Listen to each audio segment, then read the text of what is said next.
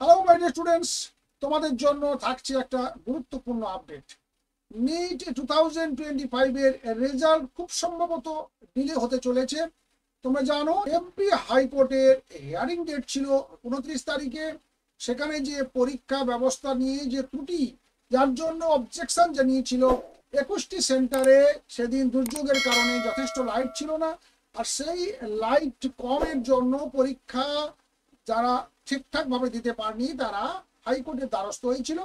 সেখানে জানিয়ে দিয়েছিল যে 29 তারিখ অর্থাৎ গতকাল ছিল সেখানে হিয়ারিং এর ডেট। সেখানে জানিয়ে দেওয়া হয়েছে যে নেক্সট ডেট অর্থাৎ হিয়ারিং হবে 5 জুন 2025-এ, অর্থাৎ 5 তারিখে জানা যাবে যে রিনিট হতে চলেছে না গ্রেস মার্ক হতে চলেছে। তোমরা জানো যে বিগত বছরে একই রকম ভাবে দুটো অপশন দেওয়া ছিল, একটা গ্রেস নিতে পারে অথবা রিনিট হতে পারে। তবে যাই হোক না কেন, রিনিট কিংবা গ্রেস মার্ক সেটা অল ইন্ডিয়াতে হওয়ার সম্ভাবনা নেই। সেটা হলে সেই মধ্যপ্রদেশের ভেতরেই সেটা সীমাবদ্ধ থাকবে। সেটা 21টা সেন্টার হবে কি তার সঙ্গে আর কিছু বাড়বে, সেটা 5 তারিখে বোঝা যাবে। কারণ যারা আবেদনকারী ছিল তাদের উকিল জানিয়ে দিয়েছেন যে সিসিটিভি ফুটেজ আনতে হবে। তার কারণ এনটি এর যে সমস্ত উকিল ছিলেন তারা সেখানে কোর্টে জানিয়েছিল যে এটা একটা বিচ্ছিন্ন ঘটনা।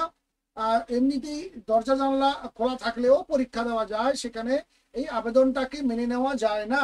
কিন্তু আবেদনকারীর পক্ষ থেকে তখন জানানো হয় যে তাহলে ওই দিনের ভিডিও ফুটেজগুলোকে এখানে হাজির করা হোক, তাহলে বোঝা যাবে যে লাইটটা ঠিক কি কন্ডিশনে ছিল এবং লাইট ওই অবস্থায় যাওয়ার পর বা দুর্যোগের ওই অবস্থার পর সেন্টার কর্তৃপক্ষ কি কি স্টেপ নিয়েছে, কখন নিয়েছে, তাহলে একদম পরিষ্কার হয়ে যাবে। তো ধরেই নেওয়া যাক আবেদনকারীদের কথা ঠিকঠাক, তাহলে রিডিটের ব্যবস্থা হতে পারে অথবা গ্রেস মার্ক সিস্টেম আসতে পারে। তবে এই গ্রেস মার্ক সিস্টেম কিন্তু সারা ভারতবর্ষের বাকিরা পাওয়ার সম্ভাবনা খুব কম। কারণ যারা পরীক্ষা ঠিকঠাক দিয়েছে বা যেসব জায়গায় হয়েছে সেখানে রিনিটের প্রশ্ন আসছে না বা গ্রেস মার্কেরও প্রশ্ন আসছে না। যেহেতু মধ্যপ্রদেশেরই 21টা সেন্টার থেকে অভিযোগটা উঠেছে, তাই খতিয়ে দেখার পর হয়তো সিদ্ধান্ত সেইভাবে যেতে পারে যে ওই জায়গাটাতে বা ওই সেন্টারগুলোতে যারা যারা পরীক্ষা দিয়েছিল কিংবা তার সঙ্গে যদি আর কিছুটা এলাকা যেখানে সত্যি সত্যি খুব সমস্যায় পড়েছিল পরীক্ষার্থীরা, তাদের ক্ষেত্রে হয়তো এই সিদ্ধান্ত হতে পারে। আর সিদ্ধান্ত যাই হোক না কেন, তাহলে কাউন্সেলিং প্রক্রিয়া কিংবা রেজাল্ট কাউন্সেলিং এ সমস্ত প্রক্রিয়াটা ডিলে হবে। কারণ রেজাল্ট তো দুবার প্রকাশিত হতে পারবে না, কাউন্সেলিংও দুবার হতে পারবে না। সবটাই যখন একই সঙ্গে হতে হবে, রেজাল্টটা হয়তো ডিলে হতে পারে। কারণ তোমরা জানো 14 জুন তোমাদের নিট পরীক্ষার রেজাল্ট প্রকাশিত হওয়ার কথা ছিল, হয়তো কয়েকদিন পিছিয়ে যেতেও পারে। আপাতত আমরা 5 তারিখ পর্যন্ত নজর রাখবো। আর তাই আপডেটটি এখানেই শেষ করছি।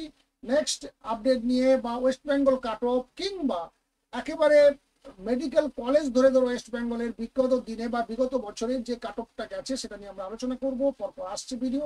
চ্যানেলের সঙ্গে জুড়ে থাকবে, ভালো থাকবে, সুস্থ থাকবে। দেখা হচ্ছে নেক্সট ভিডিওতে। Thank you.